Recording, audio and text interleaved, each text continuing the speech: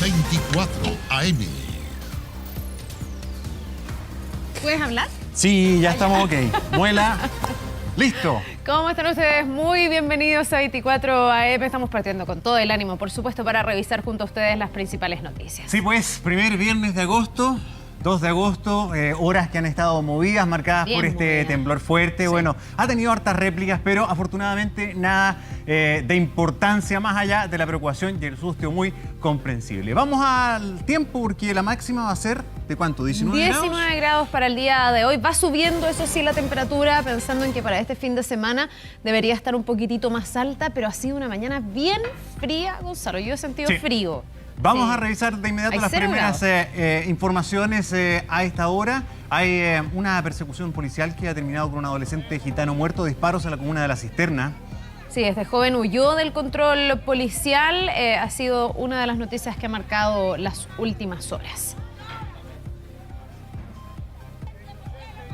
Sí, también otro de los temas es los allanamientos a la empresa de transportes Línea Azul, que han detectado otra máquina en condiciones similares a la involucrada en el accidente de San Francisco de Mostazal. Además, se ha entregado el representante legal de la empresa a la justicia. Lo estaban buscando y finalmente está ya detenido. Sí, han dicho que van a colaborar con la justicia. El bus, que viajaba sin mantención y con su documentación adulterada, abrió una serie de cuestionamientos en torno a la eficacia de la fiscalización en este tipo de empresas. De hecho, se corre el riesgo aquí de que se pudiera cerrar por lo menos un tramo o que esto escalara para cerrar también otros tramos de la empresa. Las irregularidades aquí podrían estarse repitiendo también en otros tramos. Sí, un tema también que vamos a estar ampliando en 24 AM, igual que el siguiente, porque de acuerdo a un reporte entregado por el Ministerio del Trabajo, las denuncias por acoso laboral y sexual han aumentado bastante en comparación al año anterior. Sí, un 31%, y en el detalle destaca la región metropolitana, que concentró un total de 124 casos, seguida por Valparaíso y Biobío. ¿Qué hacer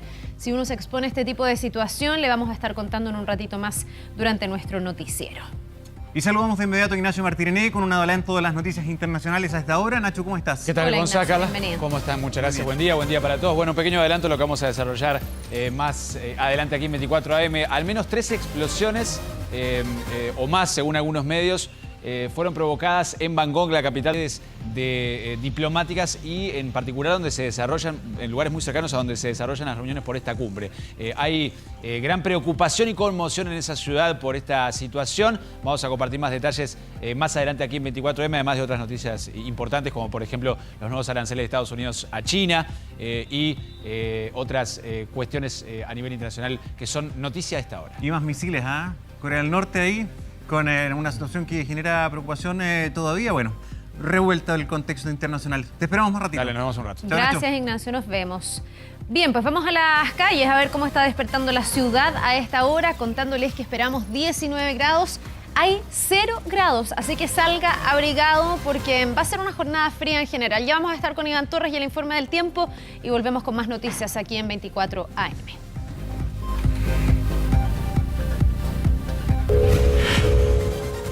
Un menor de 16 años falleció baleado por la PDI tras un confuso incidente en el que habría evadido un control policial, esto en la comuna de La Cisterna. Sí, familiares de la víctima acusan un actuar abusivo y desproporcionado. Vamos con Fabián Collado, que nos va a contar de esta y otras informaciones. Hola, Fabián. ¿Qué tal? Muy buenos días, Carla, Gonzalo. Vamos a comenzar con esta situación que es bastante engorrosa, porque todavía hay bastantes cabos que están sueltos en relación a la muerte de este joven que, según los familiares, tiene 16 años. Todo esto comienza cerca de las 10 de la noche en la comuna de La Cisterna, donde hay gran cantidad de personas de origen gitano. En calle Lucerna hubo un portonazo.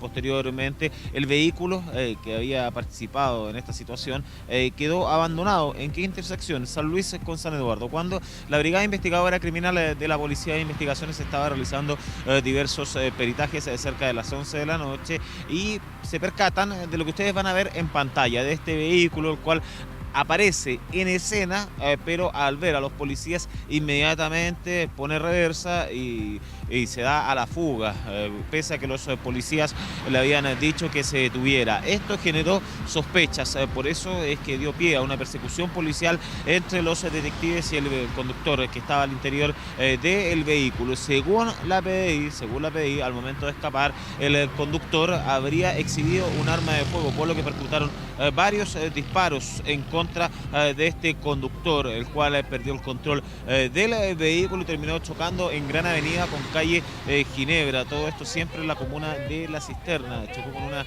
señalética. Cuando van a ver cómo se encontraba, estaba lamentablemente sin vida. Este joven había fallecido, por eso es que se tuvo que constatar la muerte, y la Brigada de Homicidios de la Policía de Investigaciones estuvo realizando diversos peritajes en el lugar. Acá la familia denuncia una serie de casos. Primero, que el joven se habría asustado por tener 16 años y por no contar con licencia de conducir, y por eso es que habría arrancado del lugar. Además de eso, que vive a una cuadra, ahí en la calle Paulina, sector precisamente donde vive la comunidad gitana en la comuna de La Cisterna, y que en ningún minuto habría portado armas. Según la familia, reiteramos, ellos lo que dicen, que había sido dejado un arma de fuego al interior del vehículo por los propios detectives de la Policía de Investigaciones. Por eso es que hubo bastantes desórdenes, incluso tuvo que llegar las fuerzas especiales de Carabineros para poder controlar un resto la situación, principalmente de esta comunidad gitana, que obviamente estaba muy triste por la partida de uno de los suyos. Pero la Policía de Investigaciones, luego de que estuvo realizando diversos peritajes en conjunto con Carabineros, fíjense que dice que tiene 18 años. Este joven, el que falleció, además que efectivamente portaba un arma y que trató de intimidar a los detectives, y por eso es que se generaron los disparos en ese punto, que terminaron con la vida de esta persona. De todas maneras, todos los peritajes que se estén realizando, además de todo el sumario administrativo que se realiza al interior de la Policía de Investigaciones, va a dilucidar estos hechos en un 100%, que mantiene absolutamente indignados a todos los familiares de este joven gitano, identificado como Brian Arestich. De todas maneras, el Servicio Médico Legal ya retiró los restos de esta persona, fueron derivados hasta el Servicio Médico Legal para realizar la autopsia de rigor. Más adelante, en 24 AM, tendremos más detalles y más antecedentes, Gonzalo Carla. Muy bien, Fabián, gracias por la información. Nos contactamos más adelante. Buenos días. Bien, 6 de la mañana con 41 minutos, nos vamos a una pausa, rapidito, estamos de vuelta de inmediato con más noticias, viene el deporte y todo lo que está marcando la pauta también en Chile y el mundo. Ya estamos de vuelta.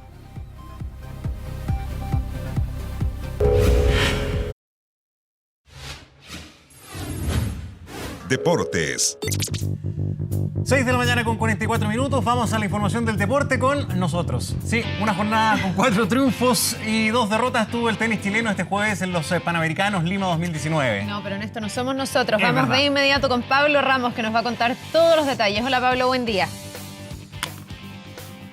¿Qué tal? ¿Cómo están? Muy buenos días. Ayer fue una jornada positiva para el tenis chileno acá en estos Juegos Panamericanos de Lima. Todo liderado por Nicolás Jarry, el máximo favorito a ganar la medalla de oro en singles de esta competición, quien ayer en su partido por los octavos de final ganó sin mayores contratiempos por 6-2 y 7-6 frente al colombiano Santiago González, avanzando a la ronda de los 8 mejores de este torneo. También participó en dobles mixto el Nico Jarry junto a Alexa Huarachi. Cerraron la jornada del tenis, de hecho, en el club limeño, y donde derrotaron a la dupla colombiana por parciales de 6-2 y 6-3.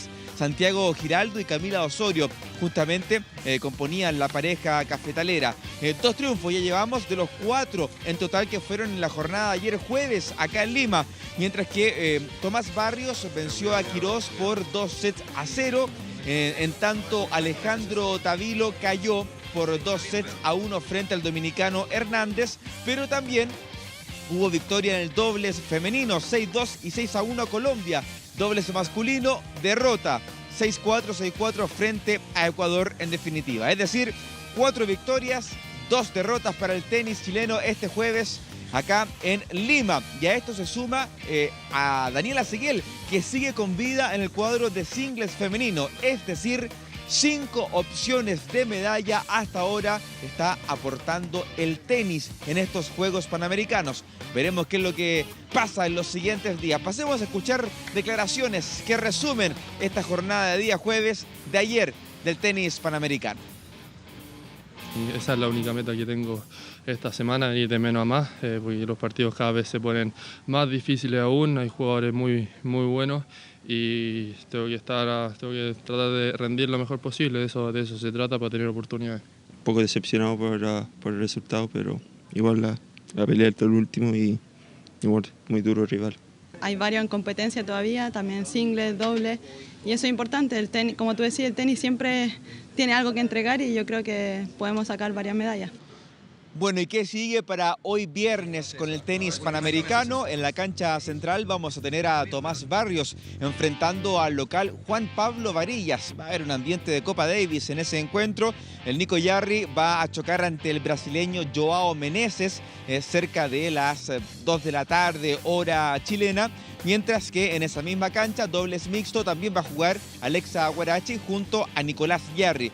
Alexa Guarachi junto a Daniela Seguel se enfrentan también en dobles femenino frente a la pareja norteamericana, y así vamos a tener también en el cuadro de singles a Daniela Seguel enfrentando a una norteamericana. Es lo que pasa el día de hoy con los chilenos que van a estar disputando partidos acá en el tenis panamericano. También muy pendientes a lo que va a realizar Francisca Crovetto en el tiro skeet, una opción de medalla para la delegación nacional que está acá compitiendo en este certamen continental. Nos vamos a mantener durante el día conectados para darle información sobre la participación de los chilenos acá en tierras limeñas.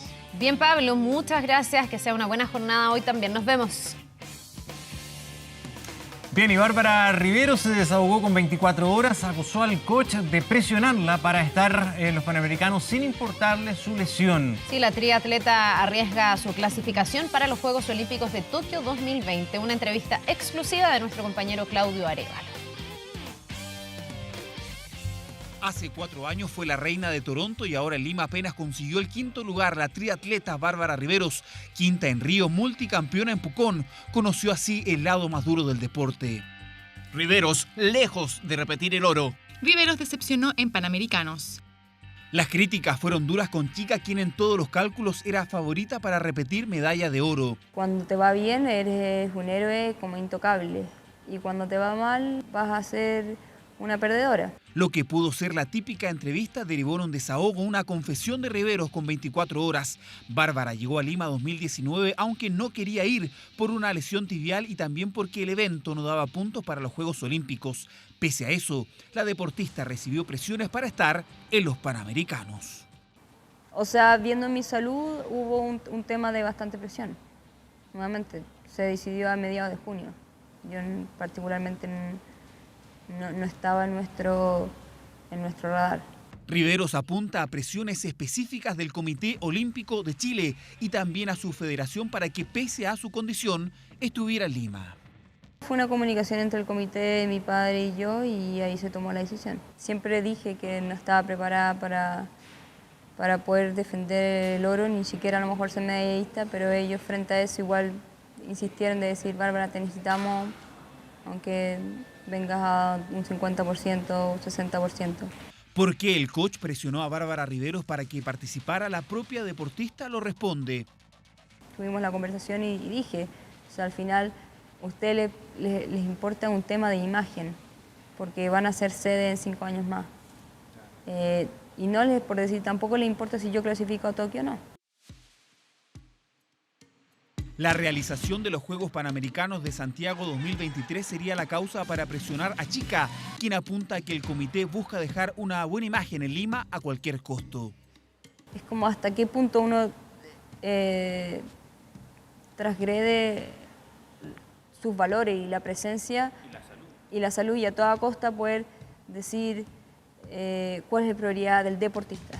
Su presencia en Lima podría significar que Riveros no llegue a Tokio 2020, y es que su participación en los Panamericanos agudizó la gravedad de la fascitis que sufre y que la dejó sin ir a una Copa del Mundo que sí entregaba puntos para la cita olímpica.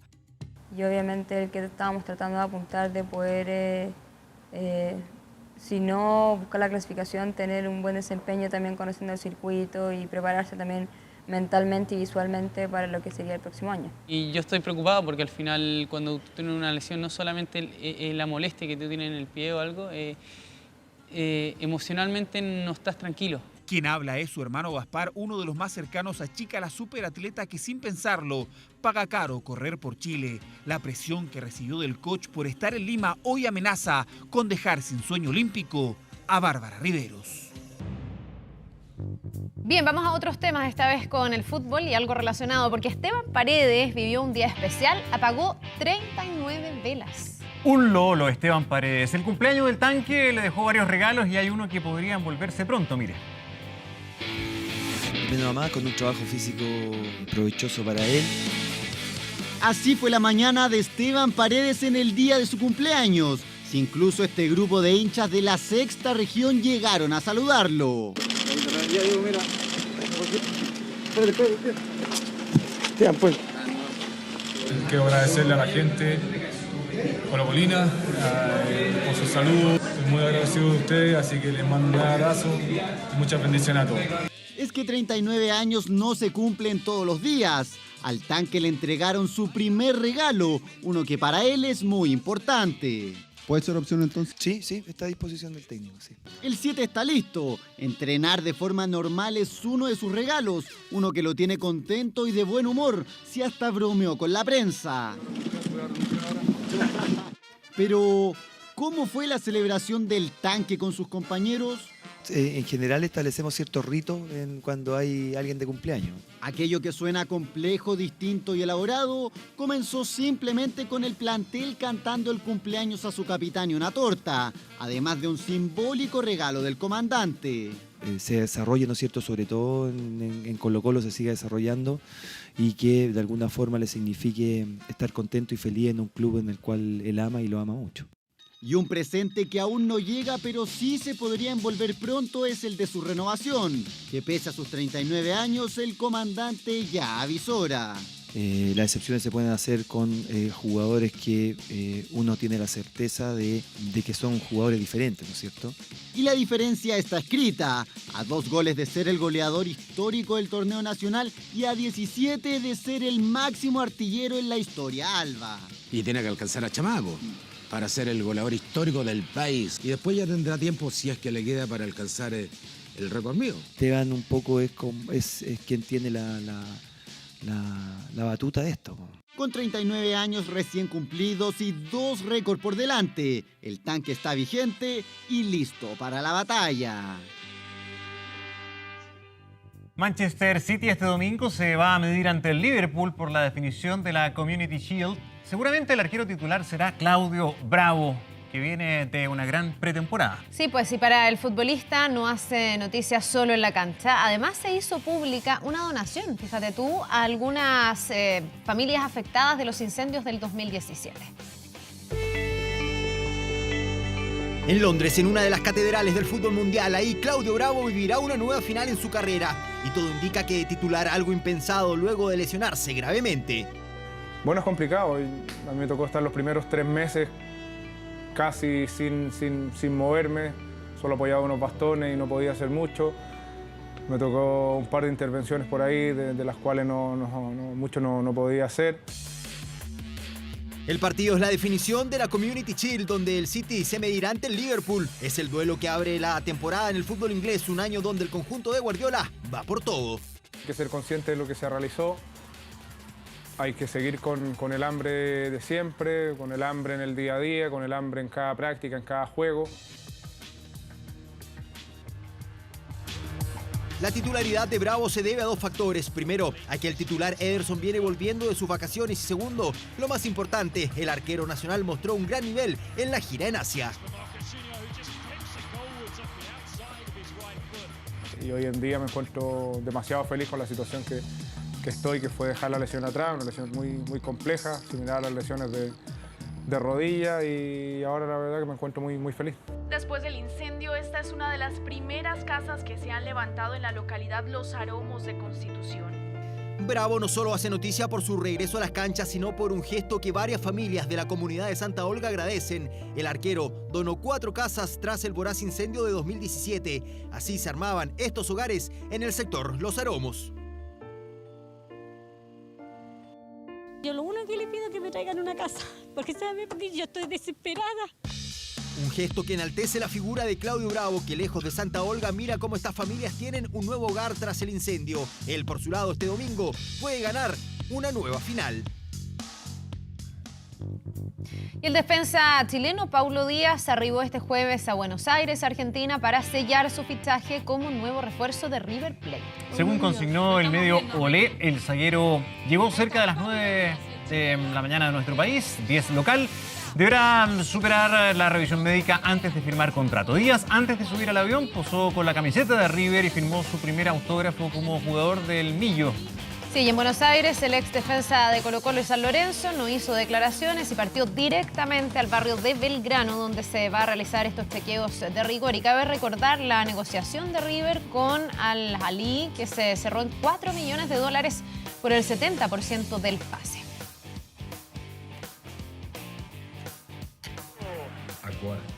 Y otro incombustible, Dani Alves firmó contrato con el Sao Paulo de Brasil hasta diciembre de 2022. Sí, el día de ayer se cerró este acuerdo verbal por ahora entre ambas partes para sellar el traspaso del defensor brasileño a sus 36 años, que apuesta por tener su primera experiencia en un club de su país natal y lo hace en un grande de Brasil como Sao Paulo. Sorprende con este fichaje que tras una excelente Copa América se esperaba que fuera parte de un plantel de Europa. Sin embargo, el futbolista con más títulos en la historia decidió volver a sus tierras, rechazando ofertas de grandes como la Juventus o el Inter de Milán.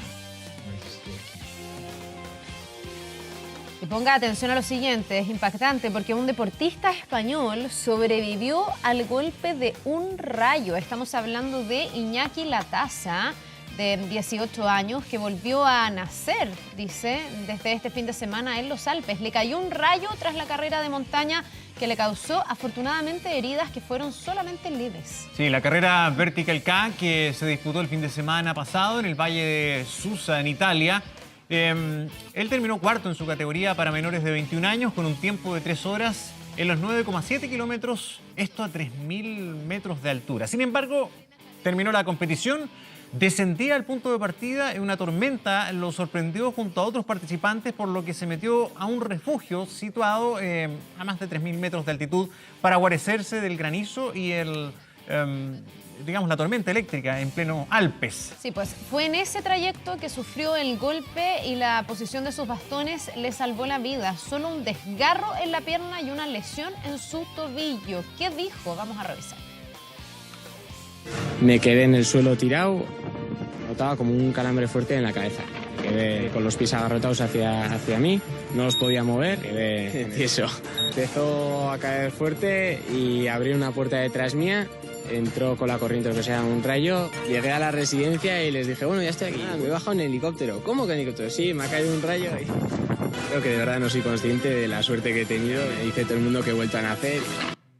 Oye, pero no la cuenta 2 veces. No, me estábamos comentando que ya no hay que decir eso de que me parte un rayo, porque cada vez conocemos más casos de personas accidentadas por tormentas eléctricas. Sí, claro, acá. Un señor que estaba cortando leña con su hacha, finalmente le cayó un rayo. Tampoco le pasó tanto, pero se perforó el colon. Así es. Bueno, son las 7, vamos a cambiar de tema, vamos a ir a otras informaciones. Desde el aire y por tierra así se logró la detención de 3 delincuentes que minutos antes habían protagonizado un asalto en la Florida. Sí, el trabajo coordinado desde el dron de la Prefectura Aérea de Carabineros permitió la ejecución de un plan de seguridad que ya se despliega por toda la capital. Desde la altura, este vehículo color rojo es monitoreado en cada segundo de su desplazamiento. No es un seguimiento antojadizo, se trata de una huida sin mayor premura si se quiere. Ya entenderemos el porqué. Era pleno horario de almuerzo cuando Claudia caminaba por calle Walker Martínez en la Florida. Ahí fue interceptada. De repente siento que por detrás alguien me reduce, pues me presiona. Y yo pensé que era una broma al principio.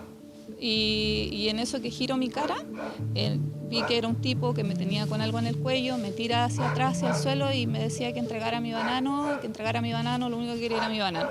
Era claramente un asalto y no paró ahí. En eso veo un auto encima mío, cuando él ya me tira al suelo, veo un auto encima mío y en ese momento cuando veo el auto se baja una tipa Y si de la nada me arrojo una patada. Finalmente el robo se consumó. Sus pertenencias y un teléfono celular fueron botín suficiente para los delincuentes que escapaban en el auto color rojo que identificó Claudia. Ese detalle haría las diferencias tras denunciar el hecho a un contingente de carabineros cercano.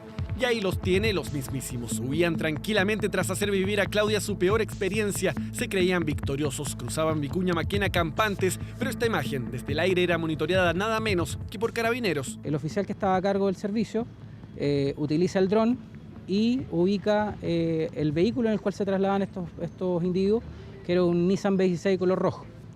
Ubicado este vehículo, se coordinan con la patrulla de apoyo a este servicio dron y logran interceptarlos en calle Las Acacias con pasaje La Serena. Fue el lugar donde se les acabó el plan. Cristian Ramírez Medina, María Paz Castro Galdames y Bastián Rodríguez Galdames fueron detenidos al instante. La mujer involucrada mantiene antecedentes por hurto y uno de los detenidos, todos mayores de edad, uno de los detenidos mantiene 5 detenciones por robo en bienes nacionales de uso público. El 18 de enero de 2018, la carabinera Ana Belén Aguilera caía estrepitosamente desde su caballo cuando se desempeñaba en el resguardo de la cápsula que trasladaba al Papa Francisco por la ciudad de Iquique. Por primera vez tenemos acceso a ver esta escena monitoreada por los drones de carabineros, imagen mucho más clara y nítida desde el aire. Y es que la seguridad ya no solo se ejerce a ras de piso, sino también desde los cielos y en todo ámbito. Para el control de grandes masas, como lo fue aquella vez en Iquique, como también lo ha sido desde marzo, en el trabajo conjunto con la Subsecretaría de Prevención del Delito, en la intervención de los 33 barrios críticos a lo largo de Chile. Obviamente, todo esto se trata de un trabajo en equipo. Nuestra función tiene que ser siempre de la mano o siempre apoyado por personal terrestre, porque claro, nuestra misión es obtener imágenes en base a un patrullaje aéreo. Nosotros, en base al patrullaje aéreo, no vamos a ser capaces de captar o lograr la detención de una persona. Fue este mismo equipo de la Prefectura Aérea el que operó en las últimas horas en la Florida, y ahí los resultados. El dron, como dices tú, yo creo que todo eso hizo que todo esto se demorara alrededor de 3 a 4 minutos, más no se demoró. Pudo captar las imágenes y las trayectorias de huida sin poner incluso en peligro la seguridad vial al resto de vehículos, principalmente de transeúntes. Carabineros trabaja desde 2015 con drones, pero ha sido este el año en que el recurso se ha fortalecido. Actualmente la región metropolitana se cuenta con 18 de estos aparatos y una dotación de 11 oficiales y 13 carabineros a cargo de una labor hoy fundamental. Nosotros ya poseemos más de 1.800 horas en la región metropolitana solamente con patrullaje aéreo. 1.800 horas que se traducen en 6 meses solamente y que tenemos una tasa de detención de 65 personas en la actualidad, por distintos delitos, mayoritariamente por delitos relacionados con la ley de drogas, por delitos por robo con violencia. La tecnología está en función de las personas y nosotros como gobierno del presidente Piñera la hemos puesto también a disposición de Carabineros para poder combatir con más fuerza el delito. Los 3 detenidos quedaron en prisión preventiva. Otro punto a favor para seguir adelante con la incorporación de nuevas tecnologías que a la luz de los hechos y lo vivido por Claudia se hacen necesarias. Un menor de 16 años falleció baleado por la PDI, esto luego de un confuso incidente en el que habría evadido un control policial en la comuna de La Cisterna. Familiares de la víctima acusan un actuar abusivo y desproporcionado de la policía. Vamos con Fabián Collado, quien nos cuenta de esta y otras informaciones. Fabián, adelante. Así es, Gonzalo Carla, vamos a comenzar esta situación cronológicamente, cómo habría comenzado. Específicamente en calle Lucerna de La Cisterna hay un portonazo cerca de las 10 de la noche. Posteriormente el vehículo fue abandonado específicamente en San Luis con San Eduardo, por lo cual la Brigada Investigadora Criminal de la Policía de Investigaciones de San Ramón estaba realizando diversos peritajes. Y posteriormente, ustedes van a ver en las imágenes de las cámaras de seguridad cómo un vehículo estaba retrocediendo precisamente en la intersección anteriormente mencionada. Se trataba de un joven, el cual al ver la presencia de la PDI y al ver que los detectives inmediatamente le dijeron que se detuviera, se asustó y se retiró inmediatamente, dándose a la fuga, provocando una persecución policial. Según la Policía de Investigaciones, la persona que se había que había huido, habría exhibido un arma, habría amenazado a los detectives con un arma de fuego, por lo cual estos últimos percutaron varios disparos en su contra. ¿Y qué es lo que provocaron? Cuando ya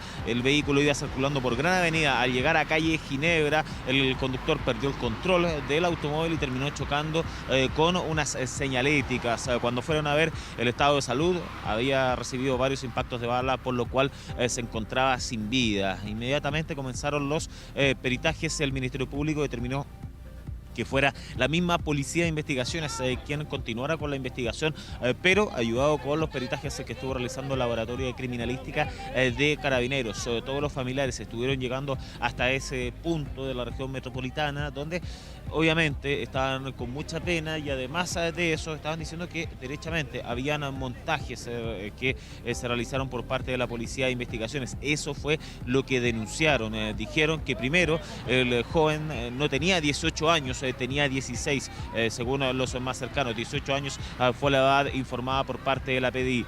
Y además de eso, es que dicen que nunca portaba un arma, que según ellos esto fue dejado por los mismos detectives para poder justificar todo este hecho que terminó con la vida de Brian Arestich, que en definitiva no está confirmada en un 100% su edad. Lo fundamental van a ser los peritajes principalmente que estuvo realizando Carabineros, porque se va a verificar si es que estuvo bien el proceder por parte de los detectives o no. Es algo que todavía no está claro en un 100%, y además de eso que hubo algunos desórdenes en ese punto de la región metropolitana. De hecho, Fuerzas Especiales de Carabineros tuvo que contener a todas las personas, amigos, seres queridos, familiares que llegaron a la Gran Avenida para poder ver lo que había sucedido con su cercano, con su ser querido, con Brian Arestich, que aún no está confirmado si es mayor o menor de edad. Vamos a revisar algunas declaraciones que entregó tanto la PDI como los más cercanos.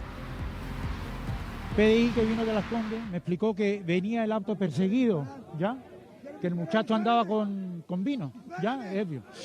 Que andaba 4 a 5 cuadras de acá de Gran Avenida, la cual él ya venía herido.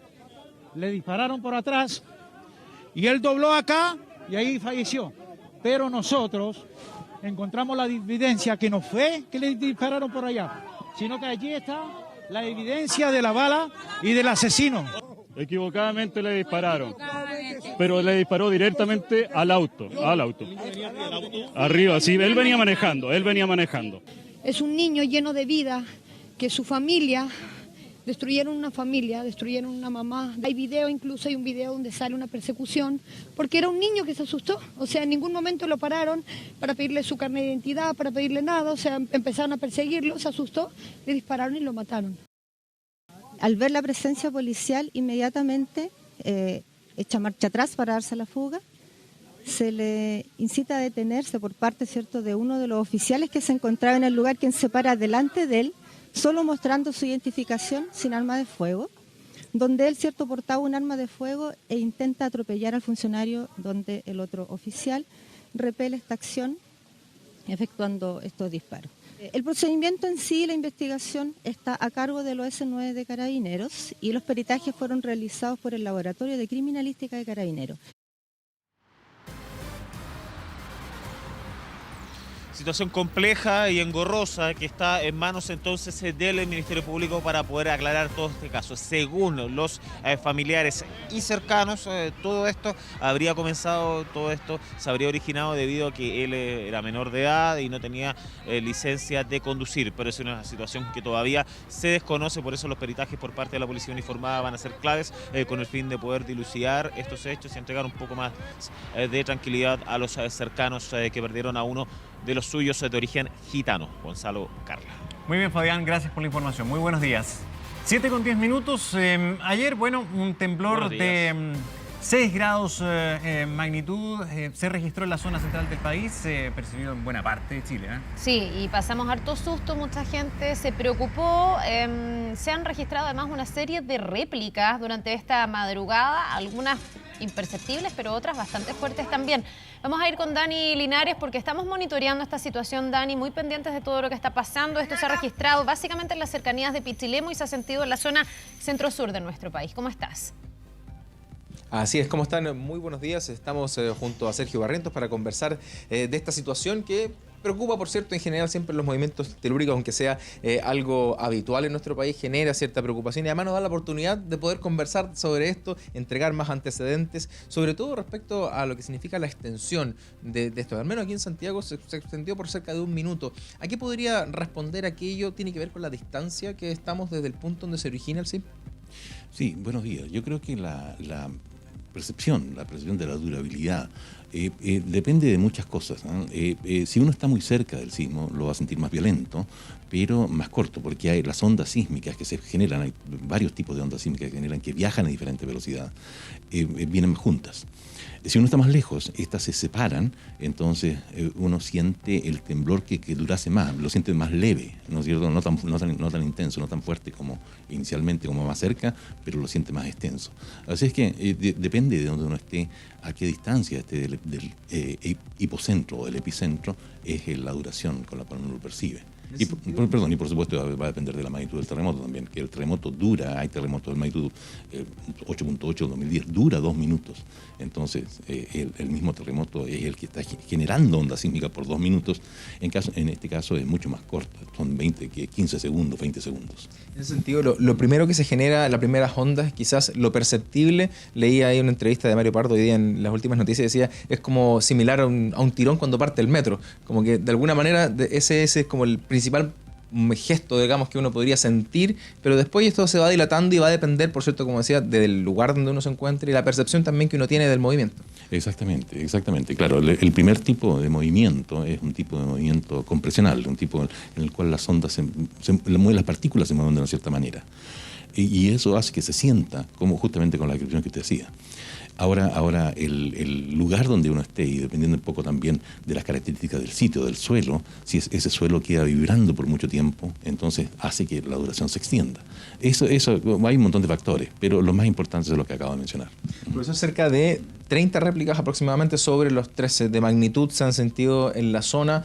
¿Algo habitual cuando se genera un sismo de esta magnitud o de alguna manera ha sido estudiado con mayor atención por la cantidad? De hecho, cerca de las 20-30 horas, uno bastante perceptible, sobre 5 la magnitud. Sí, bueno, en realidad depende del tipo de terremoto. Hay ciertos sismos que ocurren en profundidades intermedias, digamos, del orden de 80, 100 kilómetros, que en general tienen menos réplicas. En general presentan, y algunos que prácticamente no presentan réplicas, de magnitud significativa. Sin embargo, este tipo de temblor que ocurrió el día de ayer, que está ubicado en el contacto entre la placa de Nazca y la placa sudamericana, que ya sabemos que ocurrió ahí, tienen asociadas muchas réplicas. Ya las podemos cuantificar, podemos saber en general que lo más probable que suceda en el futuro con esta secuencia de réplicas es que éstas se vayan haciendo cada vez más distanciadas en el tiempo. En general uno esperaría aproximadamente una réplica de una unidad menor que la magnitud más importante del terremoto principal. El terremoto principal tuvo 6.6 y la réplica hasta ahora más importante ha sido 5.3. Entonces es más o menos, sigue la norma de las otras secuencias de réplica de otros terremotos, tanto en Chile como en otras partes del mundo. Profesor, ampliemos esta conversación hacia nuestro estudio. Está Carla y Gonzalo ahí para compartir estos minutos. Gracias, Dani. Hola, Sergio, ¿cómo le va? Muy buenos días, gracias por acompañarnos. Hola, buenos días. Quería preguntarle, Sergio, ¿qué le dice usted este sismo en particular? Porque es el más potente que hemos tenido en los últimos años, en una zona en que, claro, uno podría pensar, tal vez es una réplica tardía del 2010, o ¿qué le dice usted este sismo? ¿Podrá ser precursor de algo más? ¿Es normal? ¿Es la misma zona del otro terremoto? ¿Es distinto? Bueno, en un país como Chile, cualquier tipo de sismicidad, yo creo que uno lo podría considerar bastante normal. Sin embargo, cuando uno ve la secuencia de terremotos, ahora sí es réplica, precursor del terremoto del 2010, si uno lo ve en largo plazo, si uno ve en el periodo, por ejemplo, de 1000 años, cientos de años, 1000 años, se da cuenta que estos temblores son una secuencia continua de la placa de Nazca penetrando bajo la placa sudamericana y se están generando terremotos continuamente. El terremoto anterior al 2010 había ocurrido en 1830 1935 y los anteriores habían sido 1700. Entonces es continuo este movimiento de la placa de Nazca bajo la placa sudamericana y como digo, si uno lo ve desde la perspectiva de varios cientos de años, esto es permanente. O sea, no se pueden, sacar este conclusiones desde este. Yo creo que a nuestra escala uno puede pensar, por ejemplo, que el terremoto del 2010 finaliza justamente frente a las costas de Pichilemu. La zona de ruptura se extiende desde Pichilemu hacia el sur, hasta la península de Arauco. Entonces, este temblor ocurre justo en el límite entre la zona donde termina la zona de ruptura del 2010 y donde no ha habido terremotos desde el año, digamos, por ejemplo, el más importante que ocurrió en la zona central de Chile, desde Pichilemu hasta Los Vilos, ha sido, yo diría que la secuencia de 1985, 1971, han sido los temblores más importantes, con las réplicas respectivas de ese terremoto. Así es que uno podría pensar que es aquí donde se está preparando el próximo terremoto para las próximas decenas de años, en fin. No sabemos exactamente cuándo podría ocurrir. Sí, justamente es continuo. Respecto de esto, porque ayer leía expertos que descartaban más bien que fueran réplicas del 2010 y decían esto mismo, que se podría estar como acumulando energía para un próximo terremoto en esa zona. ¿Es imposible determinar si es que luego de esta serie de réplicas que hemos tenido viene un evento mayor pronto o después? Aquí, en el fondo, todos los escenarios quedan abiertos o necesariamente hay una consecución entre este como enjambre sísmico y que luego venga un evento mayor. Bueno, a mí me parece que tenemos muy poca historia en la región como para poder decir qué es lo que es más probable que ocurra. Apenas tenemos 5 ciclos de terremotos importantes en esta región, desde que hay registro documentado con detalle, desde 1647, el primer terremoto que afecta a la zona central de Chile, 1730, 1822, 1906, etc., 1985. Y esos dicen más o menos que estos terremotos más importantes ocurren cada 80 años, 82 más menos 5 más menos 6 años. Entonces, si uno lo ve de esa manera, el último terremoto más importante ocurrió en 1985 y pensaría que, bueno, más 80 años, pero son tan pocos el ejemplo, la estadística, que es muy débil. Entonces, uno no puede hacer predicciones acerca de, o incluso pronósticos acerca de lo que puede suceder respecto en el futuro. Sergio, tenemos que aprender mucho más. Sí, en ese mismo sentido de aprender mucho más, tanto como ciudadano como comunicador, la siguiente pregunta tiene que ver con los conceptos. Tiene que ver con la semántica, con el significado de las palabras, pero también con lo técnico. Un sismo de 6.6 grados con una escasa profundidad en cualquier parte del planeta es un terremoto. Pero nosotros acá le decimos sismo, temblor. Por dos cosas. En primer lugar, porque creo que en Chile estamos tan acostumbrados a esto, a la sismicidad, que hablar de terremoto en este caso podría aquí en Chile sonar como de alaraco o exagerado. Pero técnicamente lo que ocurrió ayer, ¿qué es para usted?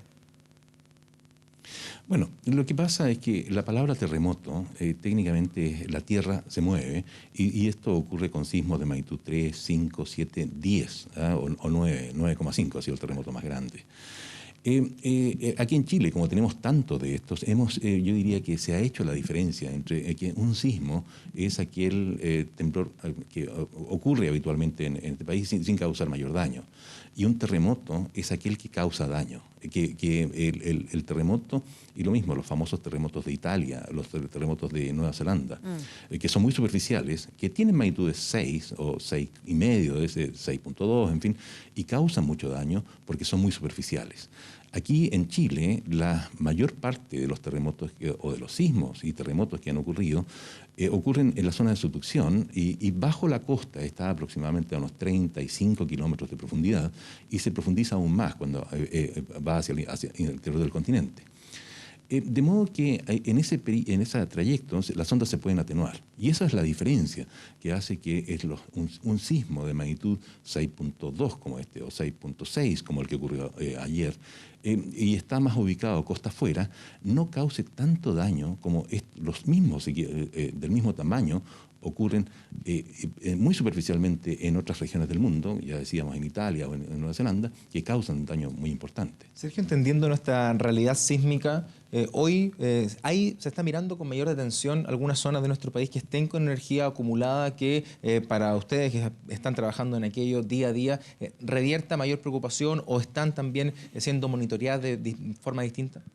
Bueno, yo diría que hay en todo Chile uno podría esperar que existan terremotos importantes desde Arica, sur de Perú, incluso desde el norte, Perú también está en la misma situación, hasta la península de Taitao, que es donde la placa de Nazca está penetrando bajo la placa sudamericana. Y eso lo hace a 6,5 centímetros por año.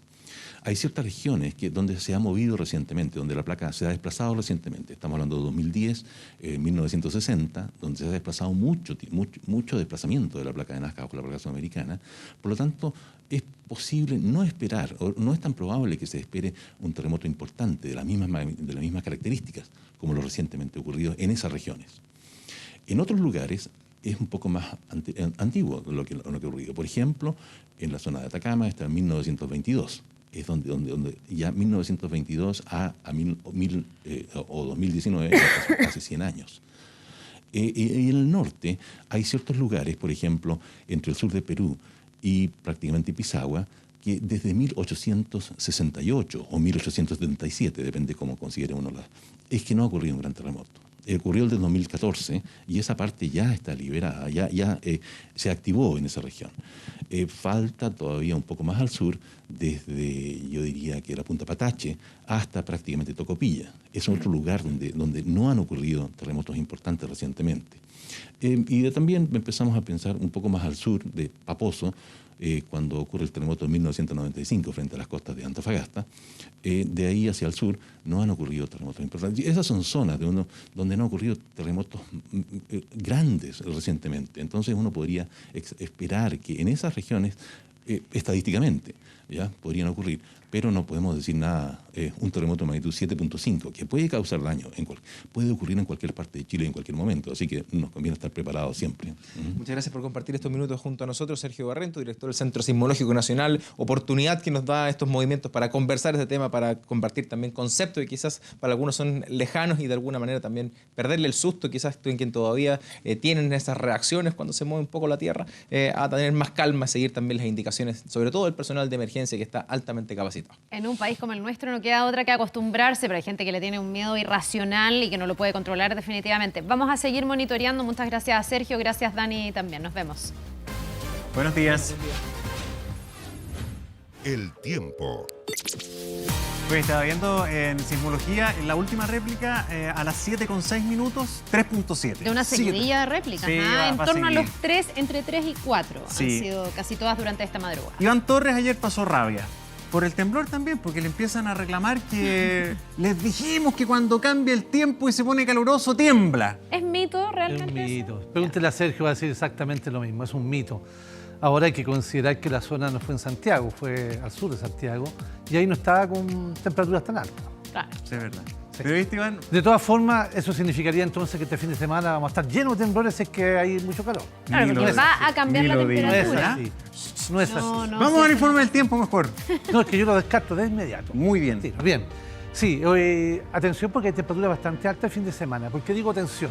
Mucha gente sale a hacer camping a la cordillera o el Cajón del Maipo específicamente. Sí, porque va a estar bonito, sí, va a hacer calor. Claro, pero hay que tener cuidado, no acampar en los cauces de los arroyos, esteros, ríos, en fin, porque obviamente con una isotermia tan alta, que estamos hablando sobre los 4.200 metros, podrían haber algunos de hielo en la parte alta de la cordillera o algunos pequeños aludes. Las condiciones meteorológicas están dadas, lo que sí tenemos a favor es que tenemos poca nieve.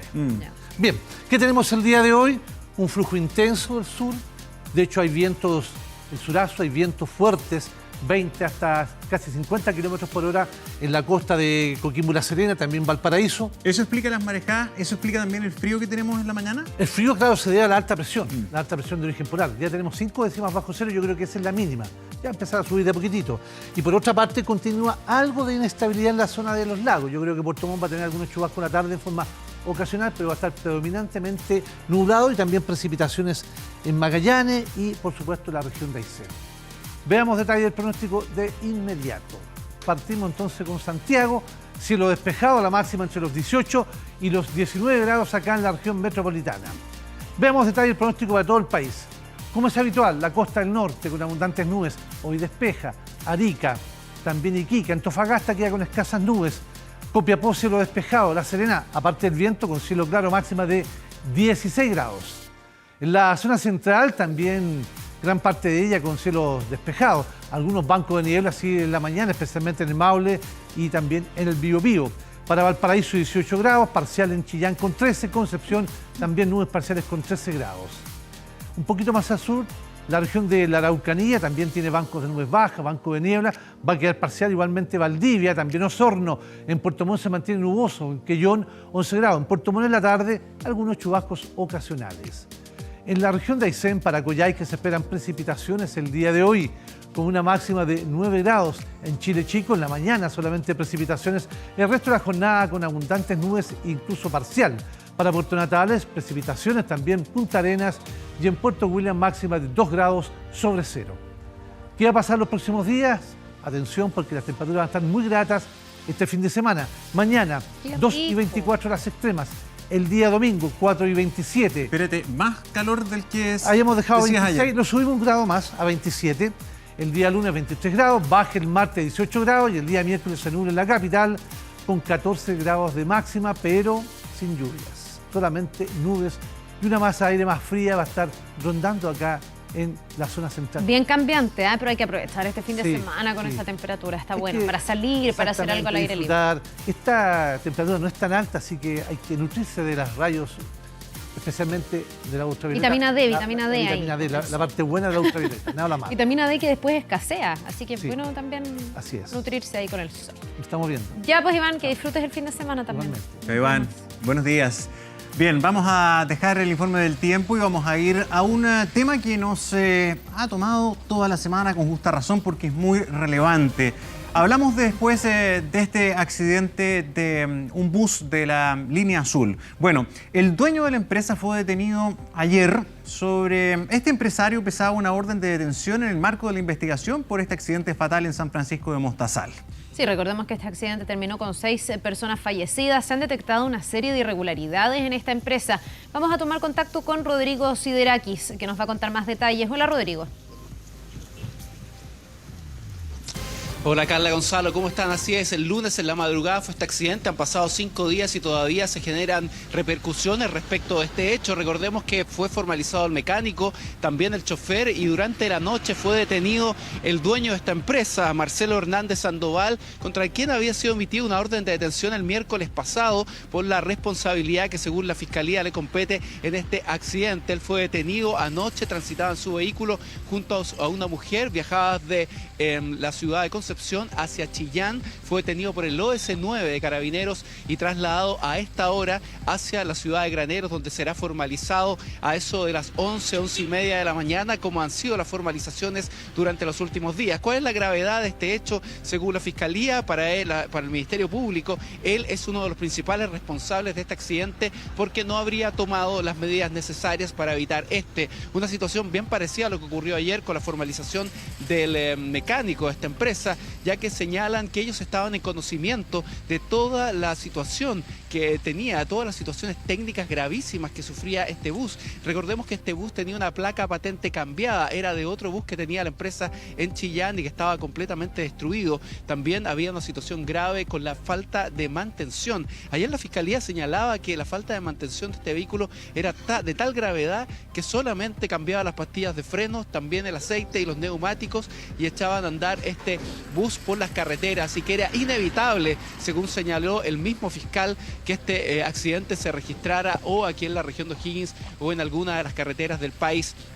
Pero también otra de las líneas investigativas tiene que ver que cómo obtuvo la revisión técnica también este bus en la región metropolitana ya hace algunos años, porque era solamente hacer una inspección ocular para darse cuenta que la patente no coincidía con el vehículo. Ayer fue una audiencia importante, la segunda audiencia, donde fue formalizado el jefe de los mecánicos de esta empresa, donde él quedó en prisión preventiva, por el delito de homicidio. Básicamente el Ministerio Público aduce que él estaba en completo conocimiento de todo lo que se hacía en la empresa y que él era básicamente en conjunto con el dueño el que tomaba las decisiones respecto de las mantenciones de los vehículos, y por lo tanto es también una de las personas que tiene una alta responsabilidad en lo que ocurrió. También ha sido una decisión bastante importante, porque dejar en prisión preventiva a esta persona y también dar 200 días de investigación es una señal clara que ha señalado la Fiscalía que quiere dar aquí en la región de O'Higgins, en conjunto también con la formalización del chofer del vehículo, que en la audiencia en la que estuvimos también señala que evidentemente hubo una falla técnica. Efectivamente ellos dicen que hubo una falla en la dirección de la barra estabilizadora por falta de mantención y que ésta se habría roto al momento del accidente. Por eso el chofer dice que perdió el control del bus y se estrelló contra las barreras hasta volcar, donde fallecieron 6 personas y más de 40 resultaron heridas. El dueño de la empresa, como ya te decía, ha sido trasladado hasta ahora por personal del OS9 hasta Graneros, donde a eso del mediodía será formalizado y seguramente la Fiscalía Regional entregará nuevos antecedentes sorprendentes. Cada audiencia se entregan más datos, no solamente del bus, sino que también de otros vehículos de transporte que tiene esta empresa, que evidentemente están funcionando, muchos de ellos fuera de reglas, fuera de normativa, y por lo mismo el Ministerio de Transporte está evaluando la posibilidad de sacarlos de circulación y al menos quitarles el permiso para que esta línea azul no siga funcionando en el país. Muchachos, seguiremos aquí entonces para contarles más novedades respecto a este tema. Tú tuviste la formalización, ¿qué antecedentes y hacia dónde apunta la investigación? ¿Qué es lo que viene de aquí en adelante? ¿Solamente el Ministerio Público indaga lo que es la lista penal? ¿Qué responsabilidad hay más allá, por ejemplo, en materia laboral, de parte de los responsables de las compañías y no solamente los conductores en este caso? Bueno, Gonzalo, mira, lo primero de esta investigación tiene que ver derechamente con el accidente, con la lista penal, como tú ya decías. Esto es una investigación que está en desarrollo. Luego van a investigar, como tú también señalabas, las condiciones en que trabajaban estas personas, si efectivamente se cumplía con toda la normativa de las horas de que ellos podían trabajar, las horas de descanso, pero también se va a seguir la línea de qué manera se obtienen, por ejemplo, las revisiones técnicas y los permisos de circulación de estos vehículos. En primera instancia, hoy va a ser la formalización. La Fiscalía ha señalado que lo va a formalizar. La defensa del dueño de la empresa señala que van a pedir que se amplíe la detención hasta este sábado para tener más antecedentes, pero esta es una investigación absolutamente en desarrollo y el Ministerio Público ha señalado que llegarán hasta las últimas consecuencias, es decir, a lo que tú señalas, la forma en que trabajaba la gente en esa empresa, la cantidad de multas y también de alguna manera cómo obtenían los permisos para seguir funcionando, cuando solamente a simple vista, decía el fiscal ayer en la revisión técnica, era muy fácil saber que efectivamente la patente no correspondía con el chasis y no correspondía tampoco a ella, ¿no? Sí, lo que pasa es que ahí se suman muchos temas que van a la discusión. Es un tema tremendamente sensible. La inmensa mayoría de la gente viajamos en bus interurbano. La mayoría de los trayectos se hacen en buses. Entonces, uno, la capacidad de fiscalización del Estado, otra vez, queda al debe. Segundo, ¿qué pasa con las revisiones técnicas, con las plantas de revisión técnica? Se ganan licitaciones, se les entrega una concesión, pero bueno, tienen que pasar por ese chequeo, pues. ¿Y qué ha pasado ahí con esa luz de alerta de las plantas de revisión técnica que dieron el visto bueno, no se dieron cuenta, o en fin, qué pasó ahí en ese proceso? Bueno, es un tema que se tiene que investigar y recuerda tú que apenas se accidentó este bus, se fueron a fiscalizar al terminal de Santiago, al terminal sur, y encontraron un chofer que había consumido alcohol antes de manejar, y por lo tanto también aquí se deja en evidencia que o hay una falta de fiscalización o falta definitivamente que se aumente la cantidad de fiscalizadores en el país para estar atentos a situaciones como esta. Ayer en la audiencia, en las dos audiencias que hemos estado, es realmente impresionante la falta de seriedad, la falta de rigurosidad, la falta de cuidado con la cantidad de pasajeros que viajaban, 53 pasajeros. Era un vehículo, como decía el fiscal, que evidentemente iba a tener un accidente grave aquí en la región de O'Higgins, en la metropolitana o en Concepción. Era inevitable por las condiciones en que transitaba. Vamos a escuchar declaraciones del fiscal Javier von Bischofhausen, quien ha encabezado precisamente esta investigación y se refiere a este caso. Nosotros hemos formalizado en este caso al jefe de taller de esta empresa como una actitud dolosa, título técnicamente que se llama de dolo eventual de homicidio. Es decir, ellos fueron absolutamente negligentes. Luego desplegaron acciones para intentar encubrir este actuar. Como consecuencia de aquello, era absolutamente previsible el resultado. Esto es, lamentablemente fallecimiento de estas personas y gran cantidad de lesionados. Y eso no les importó. Es decir, fueron totalmente indiferentes frente a este resultado. Tienen que tomar el responsable, el dueño verdadero. Él es el responsable, mi hijo es un trabajador. ¿Qué opina que responsabilicen a su hijo? No, el fiscal fue malo lo que hizo porque no deberían el responsable. Él era un trabajador, pues además las cosas no están funcionando bien porque el dueño está trabajando mal, pues, recibía orden de la empresa. Pues. Bueno, esas son las declaraciones del padre del jefe del taller y también del fiscal, donde señalan que de alguna manera ni siquiera la empresa se ha acercado a ellos a brindarle ningún apoyo, y también las personas heridas y las familiares de las víctimas también han señalado que esta empresa no se ha acercado. Nosotros suponemos, no es una presunción, que la Fiscalía hoy día va a pedir prisión preventiva, obviamente, para este empresario, y además es muy probable que lo vayan a formalizar por el mismo delito de ayer que fue formalizado el jefe de taller. Así que estaremos atentos aquí en Rancagua y Graneros respecto a las novedades de este caso. Qué doloroso para las familias darse cuenta que había tantas irregularidades, tantas alertas que se pudieron tomar en cuenta para evitar este accidente. Algo falla cuando lo que te hace descubrirlo es un accidente y no la fiscalización. Y eso seguramente es el desafío que queda después de esta tragedia. Gracias, Rodrigo. Estamos bien atentos a lo que siga pasando con este caso. Que tengas una buena jornada. Buenos días. 7:37 minutos, imagen aérea de nuestra capital a esta hora, 2 décimas de grado bajo cero aún. La máxima será de 19 en nuestra capital. A propósito de las calles, solamente señalar que la UOCT reporta un camión detenido en el enlace Nudo-Quilicura. Es un camión con desperfecto mecánico, pero ese enlace es muy complicado y está ahí trabando la salida a Américo Vespucio del Oriente. Ya volvemos.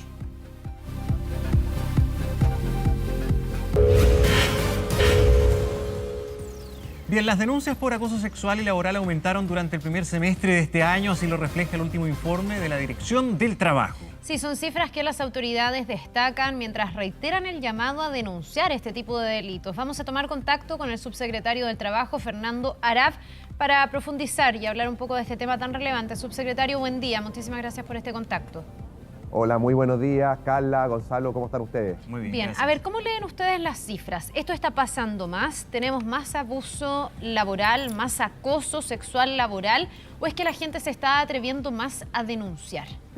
Sí, efectivamente, aquí hay dos lecturas. Una, que los chilenos estamos siendo más acosadores, o que las personas se están atreviendo a denunciar más. De acuerdo a los estudios que ha hecho la Dirección del Trabajo, creemos que la respuesta es la segunda. Las personas han perdido el temor a denunciar. Los hechos que hemos conocido ya desde el último año, del año 2018, tanto a nivel internacional, recuerden que hubo casos bien emblemáticos a nivel internacional de casos de acoso sexual especialmente, como los casos que hemos conocido a nivel nacional de acoso sexual y de acoso laboral, creemos que han hecho que las personas han perdido el temor a denunciar conductas que muchas veces estaban normalizadas, hoy día se han visibilizado de mejor manera, y eso ha llevado a un alza evidentemente en las denuncias de en promedio un 17% en total, que se desglosa un 31% de aumento de las denuncias de acoso sexual y un 14% de aumento de las denuncias de acoso laboral.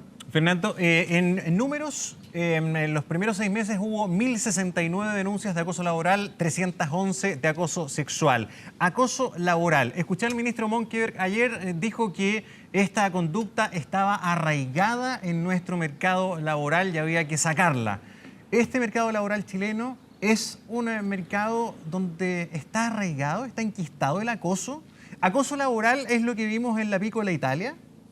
Sí, a ver, yo creo que hay conductas que históricamente se entendían como a veces válidas, se entendían como aceptadas y que hoy día, de acuerdo a los nuevos tiempos, como ha cambiado nuestra sociedad, hoy día ya no son tolerables. Y me refiero, por ejemplo, al jefe que a veces garabatea al empleado, me refiero al jefe que a veces trata mal, que insulta al trabajador, a lo mejor, y me lo han comentado varios trabajadores, hace 10 años atrás a lo mejor se veía como normal, parte de la idiosincrasia y todo, y hoy día ya es una conducta que es absolutamente intolerable. El tema del respeto, de la dignidad de los trabajadores es algo que es un valor de la esencia de cualquier relación laboral y por lo tanto esas conductas hay que irlas dejando de lado. Y en consecuencia, el llamado que hemos hecho nosotros los trabajadores es ir a conocer sus derechos. La Dirección del Trabajo hoy día tiene diversas plataformas, ya sea vía online, vía atención telefónica, vía atención presencial para orientar a los trabajadores, porque creemos que conductas como las que hemos conocido en el caso de la Piccola Italia, que evidentemente, y esto es parte de una investigación, pero a todas luces hay una figura de maltrato laboral que puede ser constitutiva de acoso laboral, son conductas que hay que ir desterrando de nuestra cultura laboral. Sí, subsecretario, ya sabemos que hay harta denuncia. Por lo tanto, el sistema de denuncia está funcionando, la gente lo está haciendo. Entonces, doy vuelta la pregunta. En los primeros 6 meses del año, ¿cuántos jefes fueron sancionados por la Inspección del Trabajo? A ver, hay sanciones. Tengo la estadística del año 2018. La estadística del año 2019 todavía no está completa porque muchos de estos procesos hoy día están judicializados, por lo tanto hay que esperar la sentencia firme. Pero el año 2018 hubo más de 1.100 sanciones por vulneración de derechos fundamentales. Y esas sanciones, por ejemplo, un jefe que es acusado de acosador laboral, ¿qué le pasa? Más en un caso de acoso sexual, pero en el laboral, ¿qué es el más tradicional? En ambos casos, la sanción es la misma. En ambos casos, acoso sexual o acoso laboral, un jefe que es un trabajador también y que es acusado puede sufrir una sanción que va desde una simple amonestación verbal, en caso que la conducta sea considerada leve, hasta el despido de ese trabajador sin derecho a indemnización cuando se considera que la conducta es grave. Subsecretario, obviamente el llamado es a denunciar y ojalá que quienes puedan hacerlo lo hagan y que las vías sean más expeditas. Se ha hablado harto de la posibilidad de que se pueda hacer la denuncia online, que no haya que ir presencialmente. No sé cuál es el avance de esa materia, pero a veces también siento que los trabajadores se quedan un poco solos en este camino, sobre todo en empresas que tienen cultura de maltrato, como lo que hemos visto en la Piccola Italia esta semana. Muchos fueron a la inspección, dicen que no pasaba nada, que los propios dueños y los propios jefes les decían, vayan, no va a pasar nada. ¿Qué pasa con la sanción a las instituciones? Porque aquí a veces hay una cultura laboral de abuso y las empresas siguen funcionando. Sí, Carla, ahí es bueno aclarar ese punto, porque se ha señalado en el caso de la Piccola Italia que habían varias denuncias por maltrato durante este año 2019 en contra de la empresa. Y eso no es efectivo. Nosotros hemos chequeado con la Dirección del Trabajo. Durante este año 2019 no había ninguna denuncia de acoso ni de maltrato laboral que se haya ingresado a la Dirección del Trabajo. Las denuncias que habían, que eran alrededor de 10 denuncias, eran más bien por no pago de cotizaciones, por no pago de ciertos días trabajados, horas extraordinarias, pero no habían denuncia de maltrato. Nosotros, en cualquier caso, le hemos pedido al director del Trabajo que fortalezca lo que es la investigación en estos casos. Efectivamente, hemos sabido de muchas personas que sienten que a veces los casos demoran más que lo que correspondería a la investigación.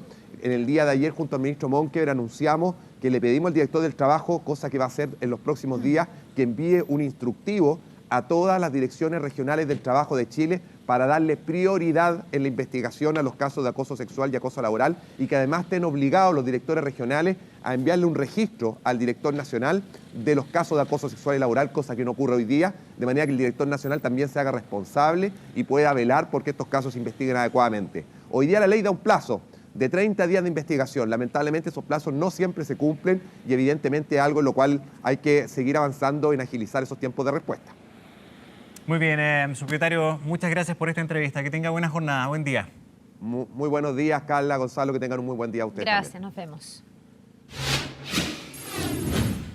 Internacional. 7 de la mañana con 48 minutos, ya estamos con Ignacio Martirene para profundizar en lo que ha ocurrido en el mundo. ¿Cómo estás, Ignacio? ¿Qué tal, Carla, Gonzalo? Buen día nuevamente, buen día para todos. Vamos a profundizar precisamente y desarrollar la información que les adelantábamos aquí en 24M más temprano. Al menos 4 personas resultaron heridas. Esto en varias explosiones ocurridas en además sedes de varios bancos y de embajadas. Otro estallido se registró también cerca de la sede del Estado Mayor General de Tailandia. Se habla ya, según algunos medios, de unas 10 detonaciones en lo que va de este viernes en Bangkok. En una de las zonas donde estallaron los artefactos se ubican edificios en los que esta semana se celebran las reuniones de los países del sudeste asiático y sus países asociados, con la presencia de representantes diplomáticos como Mike Pompeo de Estados Unidos, además de Rusia, China y la Unión Europea. El hecho ha generado gran preocupación por parte de las autoridades. Están investigando precisamente estos artefactos. Todavía no se conocen mayores detalles ni los responsables de estas detonaciones. Nadie se hace noticias. Una imagen realmente llamativa, la que se registró en Washington, en Estados Unidos, con este pequeño avión que tuvo que realizar un aterrizaje de emergencia en plena carretera. Esto fue captado, véanlo cómo aterriza, por la cámara del tablero de un patrullero de la policía local que se encontraba allí en esa ruta en el estado de Washington. La avioneta de apoyo único KR-2 se ve precisamente cómo vuela sobre el automóvil del oficial de la policía, tras lo cual el patrullero realiza un giro en U y sigue al avión, que aterriza ahí, lo vemos bajándose al piloto para hablar con el policía que lo detiene como si hubiera cometido una infracción de tránsito. Pero respetó la luz roja. Sí, por lo menos frenó en el semáforo, tal cual. Muy respetuoso. Frenó justo. Yo aterrizo en la calle, pero por lo menos respeto los semáforos. Uy, livianito. Y ahí se lo lleva con el oficial de policía. La avioneta chiquitita, claro. Qué susto. Por suerte pudo. Sí. Imagínate, vas manejando y de golpe ves que pasa por arriba tuyo una avioneta y para adelante. Bueno, ha pasado acá. Sí. Recordemos que tenemos aeródromo que está ahí en Lo Castillo, que está al lado de la Costanera Norte. Sí. Y ha habido desperfectos mecánicos y los aviones tienen estos protocolos. Y aparte hay avionetas y dañadores en las calles. Sí, claro. Sí, pero ahora aquí aterriza en la calle, pero yo vivo muy cerca del aeródromo de Tobalaba y si tú subes por la Ryan, que hoy día es Fernando Castillo Velasco, los aviones pasan por encima de los autos sin ningún problema, digamos, las avionetas. No en una emergencia, pero en una cotidianeidad que realmente es bien impactante. Sí, claro. Sí, bueno, ahí hay una vieja discusión de qué es lo primero, qué fue lo primero, si el aeródromo... ¿Quién llegó primero, el avión o la Carla Zunino? No, el avión. Ese es el tema siempre, ¿no? El avión. No, pero es siempre un tema de debate. No, y ahora en estas cosas que ustedes mencionan y en este caso que estamos compartiendo, no hubo ningún herido ni ningún desenlace grave, pero ha pasado, sí, con aviones o avionetas que sufren accidentes en viviendas. Pero mira cómo se lo llevan, demasiado liviano. Claro. Porque con un auto no puede. Y ese es un tema de discusión, ¿no? El tema de la urbanización, dónde se construyen las viviendas, si se construyen cerca de aeródromos o aeropuertos, o si primero fue la vivienda y después el aeródromo, ¿no? No, pero es un tema que increíble cómo aterriza con la calma, con la serenidad y además que justo alcanza a frenar en la luz roja. No, la pericia del piloto. Ojo que había cruce con vehículos pasando. No, sí, pero pocos autos te pasa esto mismo, ese piloto en un lugar más concurrido y la verdad que puede ser fatal. No, claro. Bueno, quedó en una anécdota, afortunadamente, esta imagen de Washington de la avioneta aterrizando en plena carretera. Nos quedamos en Estados Unidos, pero con otras noticias. El presidente Donald Trump causó nuevamente polémica este jueves al anunciar que va a imponer nuevos aranceles a China en el marco de la guerra comercial con el gigante asiático. Y el mandatario hizo este anuncio, para variar, a través de su cuenta de Twitter, en donde aseguró la imposición de un impuesto adicional del 10% sobre las importaciones chinas por un valor total de $300.000 millones. La medida, según anunció Trump, entrará en vigor el próximo 1 de septiembre y el presidente aclaró que este monto no incluye los $250 millones a los que impuso un arancel del 25%, o sea, es por separado. El mandatario aseguró que las negociaciones comerciales entre las dos potencias continúan, a pesar de que las delegaciones de ambos países finalizaron una nueva ronda de conversaciones en Shanghái este miércoles sin llegar a ningún acuerdo. China culpa al gobierno de Estados Unidos de haber dado giros repentinos, inesperados, durante los diálogos comerciales, mientras que Trump aseguró que ya tenían un acuerdo hace 3 meses y que China quiso renegociar antes de firmarlo. Señalando además que no compró este país las grandes cantidades de productos agrícolas a las que se había comprometido a comprar a Estados Unidos, como lo habían acordado en las últimas negociaciones. Un tema que da para largo, ¿no? No, y este tema además afecta directamente a nuestro país. Bueno, afecta al mundo entero, obviamente, pero en un contexto donde se han venido haciendo recortes en la proyección de crecimiento en Chile, es tremendamente relevante ver lo que pasa con esta guerra comercial. Se han aducido una serie de argumentos, pero uno fundamental, dicen todos los expertos, dice el gobierno y también lo reconocen parlamentarios opositores, es la guerra comercial. Esto está afectando a nuestro país, está afectando fuertemente el precio del cobre, por lo tanto hay que seguir esta noticia que con este anuncio de Trump nuevamente se torna incierta y otra vez uno se pregunta cómo va a operar si es que estos aranceles se imponen realmente. No, ahora, no solamente, perdón, lo hablábamos ayer, no solamente le está afectando al mundo, sino que Estados Unidos también. La FED ya tomó cartas en el asunto, el Banco Central de Estados Unidos bajó la tasa. Porque la cosa está... Esto parece como una respuesta de Trump a la FED, ¿no? Parece como un capricho de, me bajás las tasas así de esta manera, le pongo más quiero y te pongo más aranceles a China, porque en realidad lo de la FED fue una decisión precisamente para contrarrestar la crisis y la guerra comercial con China. Y para evitar una nueva recesión, una mala señal económica para el gobierno de Trump. Y ahora, bueno, enseguida, el mismo día o el día siguiente del anuncio de la FED, se realiza este anuncio. De Estados Unidos y Trump haciendo noticias cada rato. Uno, con esto, los aranceles nuevamente. Y además Estados Unidos anunció el final del tratado de armas nucleares con Rusia. Sí. Ya lo había anunciado hace tiempo, ¿no? Sí, pero ya lo confirma. Sí, Rusia también respondió en su momento que se salía del tratado. Así que sí, sigue siendo noticia por bastantes cuestiones polémicas el gobierno de Donald Trump. Vamos a otro tema que tiene que ver con una nueva alerta internacional por el brote de ébola en África. El aumento de los casos en República Democrática del Congo ha generado nueva preocupación. Ruanda, el país fronterizo con el Congo, decidió cerrar precisamente sus fronteras terrestres para evitar la llegada de la infección. El cierre se produjo luego que se confirmara un segundo caso, una segunda muerte relacionada con el virus en la ciudad fronteriza de Goma. Este nuevo brote de la enfermedad empezó hace un año.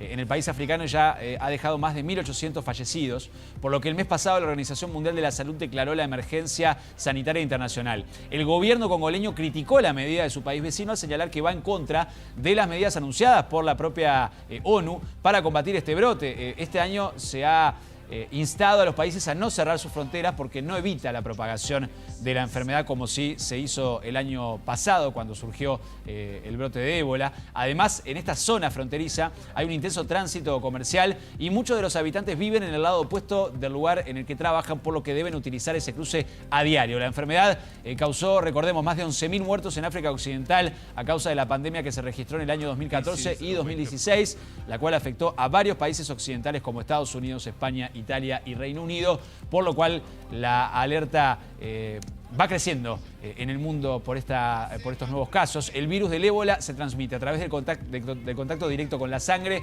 y los fluidos corporales, provoca fiebre hemorrágica y puede alcanzar una tasa de mortalidad del 90% si no se trata a tiempo.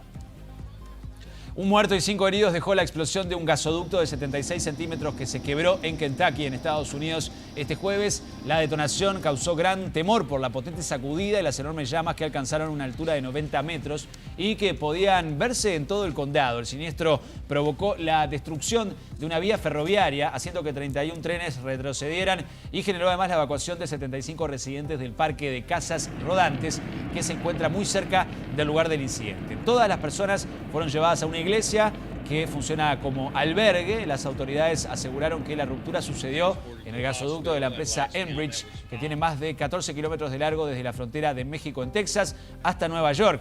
El hecho fue controlado y los equipos de emergencia trabajan ahora para restaurar el gasoducto afectado. Y cerramos con estas imágenes del primer tráiler de la nueva película de Netflix de Irishman, que tiene como protagonistas a los grandes actores Robert De Niro y Al Pacino, ganadores del Oscar. La cinta, dirigida por Martin Scorsese, además, es ambientada en la posguerra de los años 50 y tuvo un presupuesto de $175 millones. Si hablamos de dos actores representativos de las películas de gángster, son sin lugar a dudas De Niro y Al Pacino. Es como un Avengers. Es como un Avengers, sí. ¿Cierto? Pero de los gángsters. Es un peliculón. Es un peliculón. Ahora, a mí lo único que me da miedo de estos anuncios, de estos anticipos, es que no sea tan buena. Que no sea tan buena. Que genere tanta expectativa. Ahora, en el papel, yo ya me compré cabritas. Ya me compré las cabritas. Parece muy bueno. Tiro.